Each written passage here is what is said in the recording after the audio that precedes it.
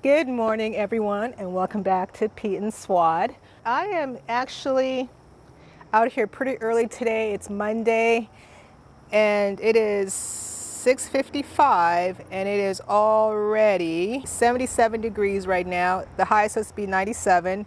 So I'm out here a little bit earlier than I normally would like. And the reason why I say that is because even though I like it because it's cooler in the morning, like at this time of day, this is also the time where the mosquitoes are just incessant. And I'm always constantly getting stung. So that's why I'm wearing these long sleeves on a hot day. I also put some Repel on my hands and neck. I hate using that stuff, but I need to get a lot done today. This past weekend, Pete and I actually had a photograph and cover an event. So I was out all day Saturday. So I wasn't able to tend to the garden, which is very hot on Saturday. And due to church on Sunday, I didn't get out here early enough either, and I got back late. So that all being said, I went 2 days without dealing with the garden. It needs to be water, so that's what I'm going to be doing today. I need to see what I need to address today as far as pests. I did notice when I came out here this morning that there's been an influx of my nemesis, the grasshopper, because I've been dealing with the grasshoppers a lot this season. And I actually had the upper hand on them for a while. And in front of the property, we have some weeds that are overgrown. And that's where they like to, well, actually that's where they used to like to congregate. So this past week, I had sprayed that whole area in the weed patches with some 7. So I know I killed back a lot of the population of the grasshoppers. And the funny thing is, I have a theory. So my theory is that since I destroyed a huge part of their colony in the property line with the 7 last week, where they were pretty much hatching their eggs and developing and then making their way back to the back of the garden to eat, I notice now that I see a lot of them, even when I'm looking at my kitchen window or when I come out to harvest something, I notice that they fly over to our neighbor's yard. And these are the big ones that, that fly. And so my theory is that they are surviving over there now, that they've kind of moved their population over there. And when they get hungry, they fly over to my garden, have a little buffet, and go back home. Because I did notice also too, when I came out earlier this morning, there was a big one that was in the storm shelter bed. And when I was checking my plants and just inspecting everything, he flew right over there. And that's the second time I've seen that in this past week. So I'm thinking that's what they're doing. And not much I can do about that. I just have to try to stay ahead of them. And again, be out here more often. So I'm going to take you along with me today. I'm trying not to do too much talking, which for me can be kind of hard. But I'm going to go ahead and knock this to-do list out today because I need to get ready today. I have an upcoming engagement session that I need to prepare for. So I'm going to do 3 things on my to-do list today. I'm going to do the watering. I'm going to do the aspirin spray and pruning of dead leaves. And then my third thing I need to do is I need to weed around the property where the weeds are just getting out of control. I use a mixture of 35% vinegar with some Dawn and some salt. And I just spray the weeded areas. It's supposed to be bright and sunny today and hot, so that'll really help to get the vinegar to kill the weeds back. So I'll just take you along. And oh, you know what? I forgot all about this too. So the 4th thing I need to do today too as well is I need to walk through my drip irrigation system because I can spend 1.5 hours, 2 hours watering the garden. So now I need to rethink the whole zoning system. So I need to figure out how I'm going to water this whole entire back garden area. And I figured I would probably need 8 zones. I'm going to go ahead and reconfigure the beds that I have now and try to figure out how I'm going to disperse this into 8 zones instead of the 2 zones I have currently. And what I'll do later is I'll show you an overhead shot of the garden, the layout, and show you what I'm thinking about how I'm going to break this up into somehow into 8 zones so it's more efficient. And I'm hoping the 8 zones are enough. They have to be. They have to be.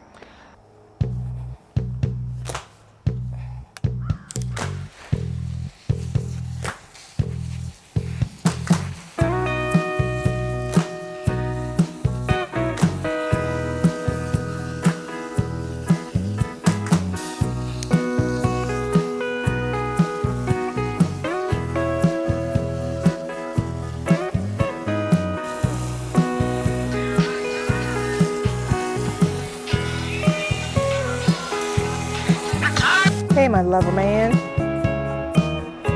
So that was Pete on the phone who just called, and I was asking him about this bed because as I was watering, I noticed that I have a lot of mature squash. I'm going to go ahead and harvest today, and I noticed that it looks like my watermelon is also ready to be harvested as well. So I'm going to go ahead and harvest all the watermelon. The squash needs to be harvested, and as soon as I'm done harvesting all the mature squash, including the butternut, the spaghetti, and whatever last melons I have on here, I'm going to torch this bad boy. And I say this because I know how infested this storm shelter bed is with squash bugs.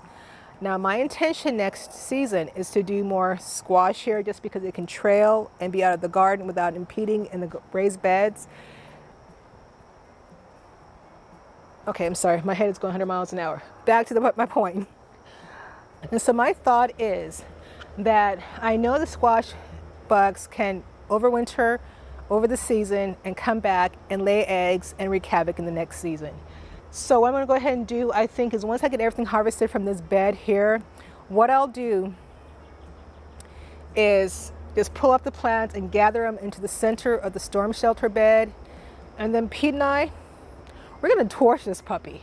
Just burn everything to a crisp on the surface, just enough so that I'm confident and know that we've got adults killed, any eggs or larvae incinerated on the leaves, as well as my thought also too is having everything torched so hot that it'll also kill any possible diseased leaves. And then what I'll do is I'll amend it with some more compost and some neem seed and just some humus and things just to feed the soil, and then lay some mulch down and just kind of let it recover from that. And then by the time October, November gets here, when it's time for me to plant the garlic and the onions, I'll do some garlic and onions in this bed and get some flowers that I have to sow in the winter laid out. But I'm going to better map out this bed this year and get it ready for some new flowers, garlic and onions. And next season, I'm going to use this bed to grow some bigger watermelon, the large size full watermelon, and some more squash, and possibly may start some pumpkins as well. So that's the plan. So now that I'm kind of thought that out and just kind of worked it out in my mind and have it documented. And so that's another reason why Pete and I have decided to go ahead and document our journey and what we're doing on our homestead. And I have a hard time in the beginning saying homestead, but our homestead, because we're, it doesn't matter what size it is, it's a homestead. So anywho, that's why we are documenting more of what we're doing, just so we can see, for record's sake, what we've done, what's worked, what hasn't. This is basically our garden journal. Also, as Pete starts to do more, DIY and home improvement stuff and remodeling and, building things and being the creative man that he is, we want to have records of that. And so to see where we've come from, where we are today, and most importantly, where we're going.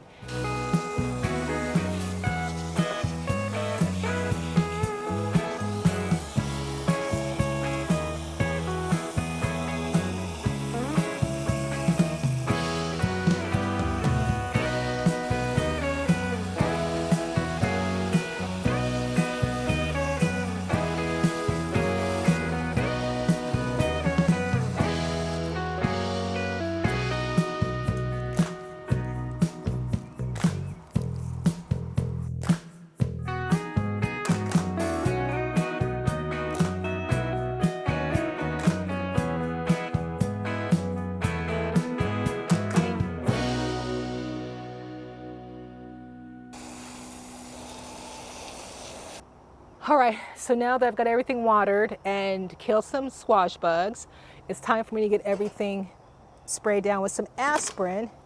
So I'm using this sprayer that I do for foliar. This is 2 aspirin worth.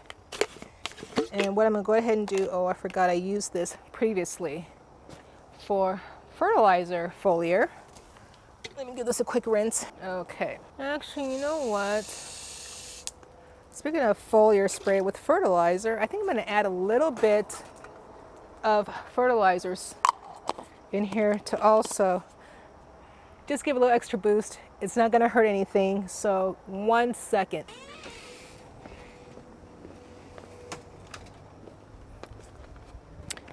So this is a fertilizer I've been using for the last couple of seasons. Love it. It came highly recommended from a friend who's heavily into gardening, has been doing it for many, many years. But it's by a company called Medina. I have come to love Medina. This is not sponsored. I'm just sharing this. But I love their fertilizer. This is their Has to Grow plant food. And it is concentrated 1 gallon. It can cover up to 10,000 square feet. But it has a nutrient balance of 6-12-6. So I love to use this as just an all general fertilizer, but I can also use it as a foliar. Now, a couple other items that I use from Medina is their orange oil, great orange oil. I use that to kill ants. When I have, red fire ants here in Texas that get their anthills in my bed or near my bed, I like to soak them with some orange oil, which works great. I also like to use their humic acid liquid form to help just kind of build the soil. But they also have a soil activator that I use to kind of loosen up the clay soil around the property, because our plan is to eventually have a food forest in this area. So along the fence line and things where we haven't created beds or grown anything there yet, the soil is very clay and very dense and compacted. And I've been using for the last few seasons, or actually 2 seasons, for 2 years, using the activated soil. In the areas where I've used it, I can already notice the soil isn't as compact as it used to be. So I know it's working. But yeah, so I like to use the Has to Grow, the humic acid, and also the soil activator. Love this stuff. So I'm gonna mix this a little bit with the aspirin and give my plants a nice foliar.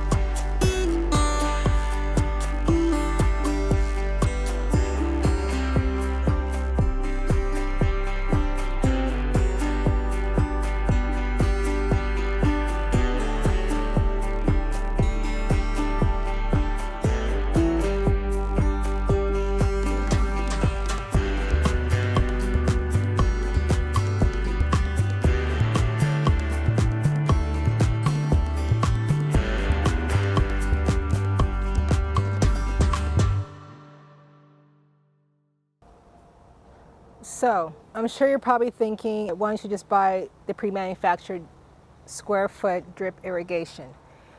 And the reason why I didn't do it was I wasn't completely set on the system and how I wanted to approach this.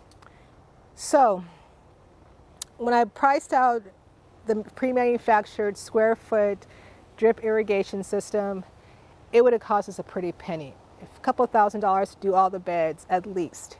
And that didn't include the fittings and the tubing to get to the beds, things like that. So, like I said, I wasn't really gung-ho on that initially.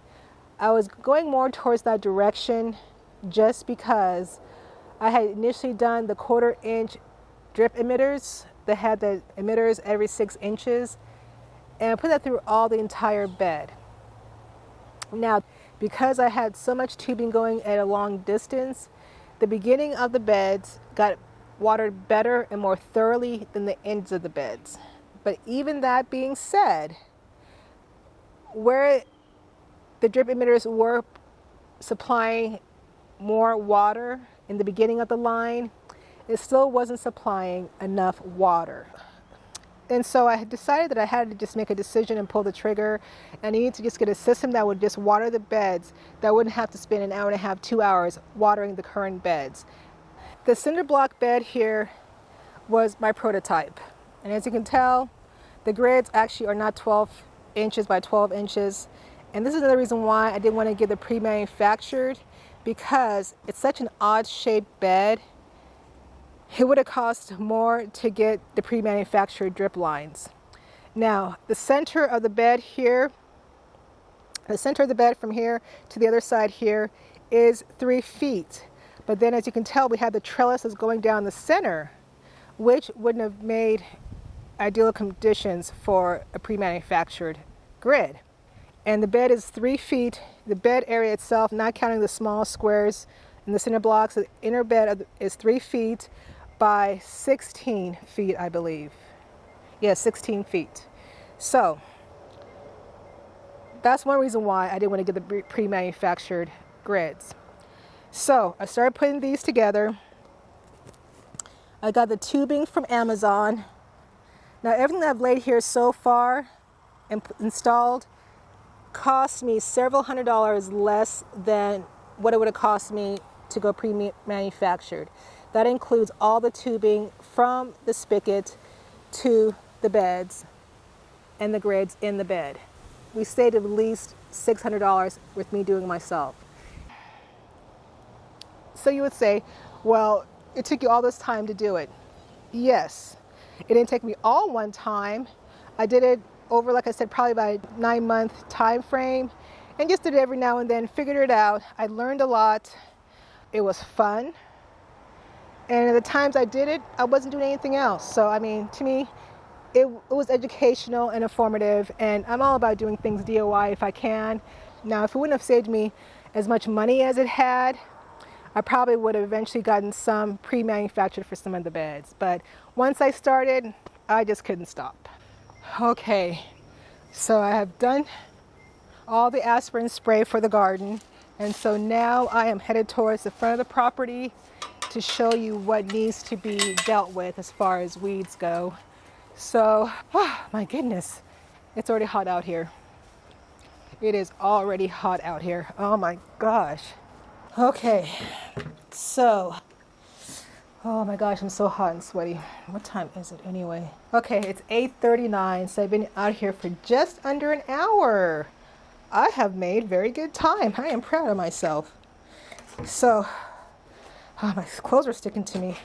I am going to fill, this is a gallon sprayer. I've already put some water and Dawn dish soap in here, and it is just under a half a gallon of water and soap. I'm going to fill the rest of the way with vinegar and get to this. Oh my gosh. Whoa, this smells strong. Hopefully I can get this all done in 1 gallon. Oh my Lord. Yep, this is going to have to do. Alrighty, perfect.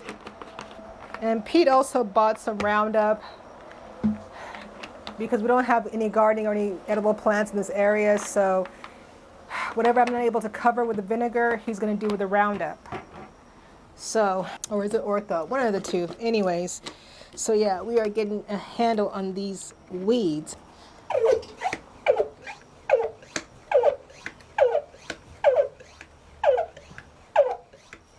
Okay.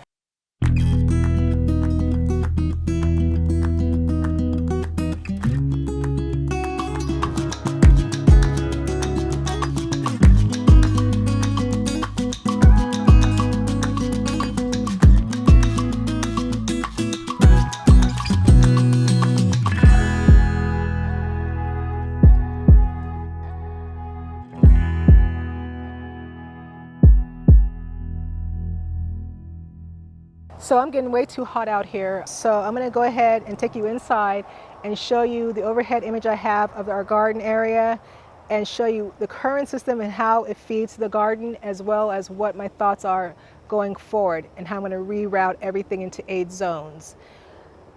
All right, this is quite a new view for you guys to experience with me, but I am actually under some covers. I am doing a voiceover for this portion of the video. And I just wanted to kind of bring you along and just bring you up to speed as to what I'm thinking here, what the garden looks like, so we're all on the same page. Now, image I'm going to show you here of the overhead shot of our garden shows our entire back property area, well, most of the back property area, just the main part where it holds the garden in. And from the greenhouse to the cinder block bed, which runs from south to north, is about 32 feet by 21 feet. I think it was originally 21, but since Pete tilled the back portion of the garden area, it's probably more like 21, 22 feet now from east to west.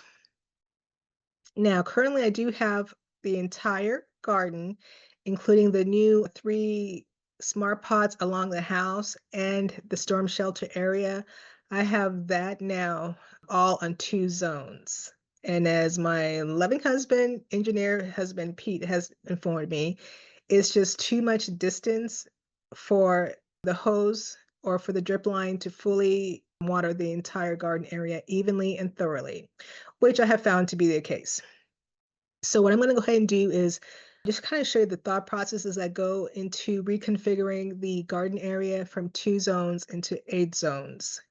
And I'm hoping it is enough. I'm thinking for what I have now, it should be enough, but I have a backup plan for the future in case I need more zones.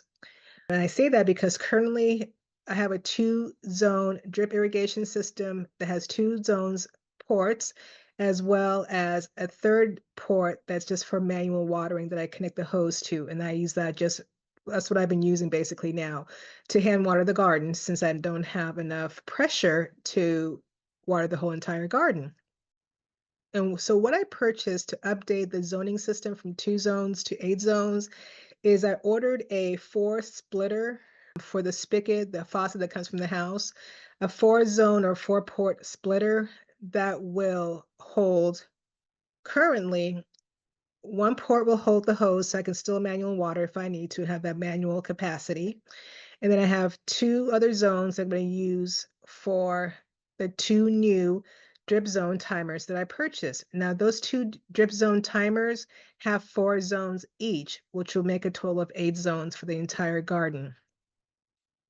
If for some unforeseen reason I need more zones than that, I can also have another port or an outlet in the splitter that will also hold the current 2-zone drip line timer that I have now. So eventually, if I need, I can have up to 10 zones with what I have now.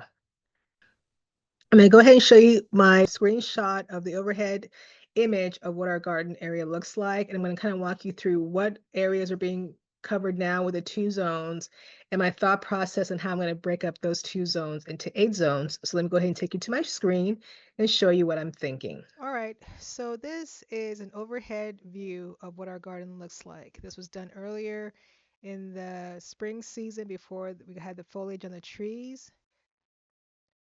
Right here to the left of the house here is where we have the 3 container pots that I was doing tomatoes in. Over here in this area, this is what I call the storm shelter bed. This is about the size of the storm shelter bed that we have now.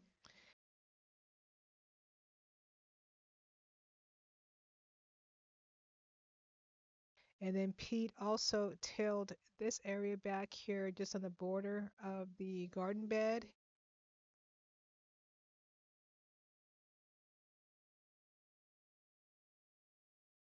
And I also tilled this area here near the greenhouse for a small trellis bed here as well.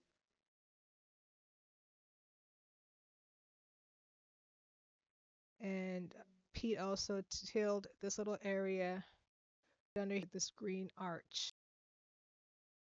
Now back here around what I call the back 40, we are planning to build a 4 by 8 bed in this area is going to be a raised bed that is, again, 4 by 8, and it'll be about 3.5 feet high. And then here's where I used to have my corn patch here.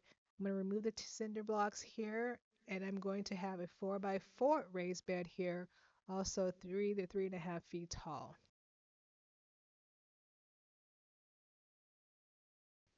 And between those beds, I'm going to have a bunch of container pots back here in this area, and these will all be my perennial bed area. Now, currently, what we have going as far as the drip lines to the garden area, I have two zones, which is a huge problem right now. In what I call zone 2, this is where our spigot is in this area. And zone 2 right now includes this entire cinder block bed here, including the green stalk bed, and also includes, trailing back towards the house, the 3 container pots, smart pots, as well as a line leading to the storm shelter bed. I also have it going through the garden area to water these container pots here along the backside of the garden, as well as a newly tilled area near my greenhouse, and these small pots here, the container pots as well, and also the back area on the backside of the garden that Pete tilled this last season. This is all going into the area of what I call zone 2.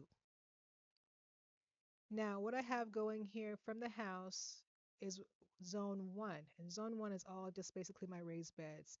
It has all these raised beds here. These are a 3 by 8, and there's two of those, plus all these other raised beds here in the main garden area. These are the first beds I put in, and the water line is watering all those raised beds area, and that's zone 1. Now, as you can tell, this is an issue. There's way too many beds, too much distance that the two lines, the two zones had to be responsible for. So as it goes further along the lines, obviously it's just too much of a distance to give the proper watering. Now, in order to transform the two zones I currently have for this entire garden area, I'm thinking and hoping that 8 zones will be sufficient. Right here is where our spigot is from the house for the water line. And I am thinking that what I want to do, since all the beds are already lined with the drip grids, I'm just going to basically direct the main line to each bed, leaving the grids where they are. So from the faucet area, I'm taking the line that's already currently there by taking it around the stairs back so that this will be zone 1 that will water the 3 container pots, which eventually probably will be 2 container pots, but right now for sake of argument it's 3, as well as the storm shelter bed area. And this will be zone number 1. And now for zone number 2, what I'm thinking is, and I'm hoping this is all short enough of a line, but I'm going to have zone 2 line up alongside zone 1 here just for aesthetics purposes. I'm going to have it water the small container pot here, as well as the cinder block bed here in this area, and also a line going to my green stalk. And this here will be zone number 2. These two zones I don't think I'll have a problem with. And then I'm thinking for zone number 3, I'm going to have zone number 3 go up to the sides of my raised beds, and this is going to water the container pots on the back side of the garden. These are all smart pots. Then I'm going to have a main line feeding to, and then I'm going to have sprinkler heads, emitter heads going to each pot, as well as emitter heads going to this back side of the garden area, the small little square foot area, and that'll all be zone number 3.